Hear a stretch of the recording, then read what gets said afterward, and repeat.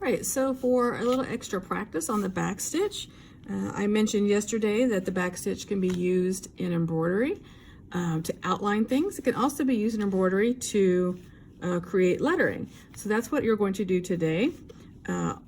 Underneath my back stitch line, I've drawn an R for Miss Rubin. So I'm going to show you how to embroider that or sew that with your back stitch. However, I am going to use a bigger piece of fabric to show that. Again, you'll be doing it underneath your back stitch, but all you need to do is take a pencil or a pen and just however you want to draw an initial. Doesn't have to be your initial if you don't want it to be your initial. Okay, so I'm going to kind of do a script R, and then I will thread my needle and show you how to outline this using the back stitch. All right, I've threaded my needle. You just need to choose an end to start with. I'm going to start at the very bottom of my R here. I'm going to come up from the bottom like we always do with sewing, so you can't see your knot. Okay, so I've come up to the very bottom of my R. Then I'm going to go down. Make sure you're using a small stitch. I'm going to go down a little bit on the R. Oops, let's get that more lined up. And I'm just going to follow that R all the way around using the back stitch. Okay, so there's my first stitch. Remember in the back stitch, you skip a little space. I'm going to poke it up through the next little bit of my R. Draw my thread up and then go back. Just like the back stitch you do with the dots. Go back to meet my previous stitch. Okay, then I'm going to go, keeping the spacing fairly small, up through the next part of my R. Oops, make sure you don't pull too hard like I just did. And then back down where my other stitch was. Okay, so I'm just going to keep following the outline of the R. Okay, when I get to some more interesting areas that might prove a little bit more challenging, I will show those on the camera. But for now, until I get to those points, I'm going to keep working, going up. Just make sure you're keeping your spacing small.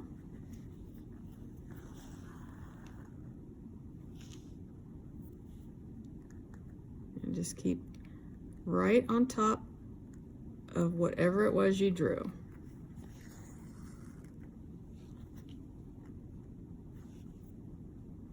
Okay, at this point I'm kind of getting to a curve.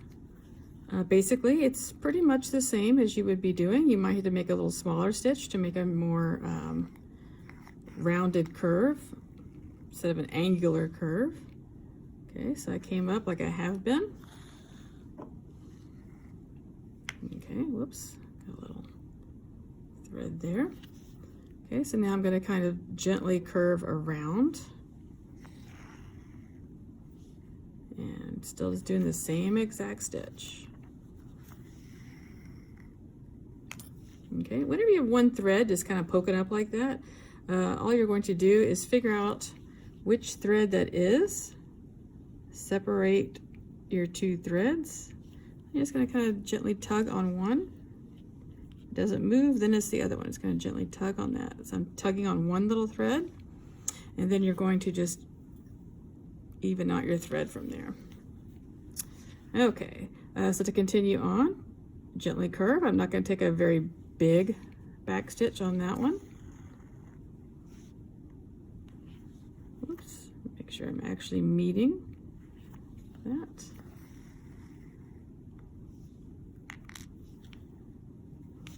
Okay, so you just kind of have to gently work it around. Your stitches might have to be a little smaller to make it look less angular, depending on your letter.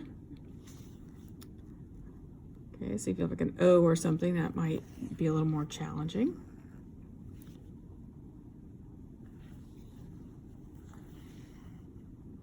Okay. On this, what I'm actually going to do is I'm going to end up coming around and going across this way is what I think I'm going to do on this one. Okay, so I'm going to continue going around, gently curving as I go. When I get to this point is when I'm going to make a decision. I can either continue straight down, knot off, and then come up here and do that, or I could knot off right here and start over right here. Okay, so there's several ways. So sometimes with things like this, you're going to have to think ahead. So I'm going to go ahead and get to this point here, and then I will make that decision, also based on how much thread I have left on my needle. All right, so I've gotten to the point of the curve on this R, and I have very little thread left, so I think my decision is going to be to go ahead and knot off here, because I have to knot off anyway, and then I'm going to start right here and finish my way down. All right, I have finished my R. I've gone all the way around. I did stop here. I had to restart right here with my new thread. On the back side, I am going to knot this off. I'm just going to go under that last stitch to make a knot. And I'm going to do it a second time. We always knot off twice, just to be sure. Very rarely will I ever knot off just once. There's 2 knot offs, and there is my R. Now I did make this on a bigger piece of fabric. What you will be doing with whatever letter you wanted to do is going to be right under your back stitch line. If you don't want to do a letter, you'd rather do something like a heart or just a square, something like that, you can certainly draw that as well. All right, here, so here is my initial underneath my first back stitch line that you did using the dots. I drew my initial on here and used the back stitch to stitch it. Now this did not take as long as the bigger one. However, if you want to do a bigger one, you'll just need to get a larger piece of your fabric, it's just a square, and then cut it out and then draw your bigger. But for the assignment, all you have to turn in is this row finished with the dots, just 6 inches. You don't have to finish the whole way across. And then your initial or some other shape that you put down here.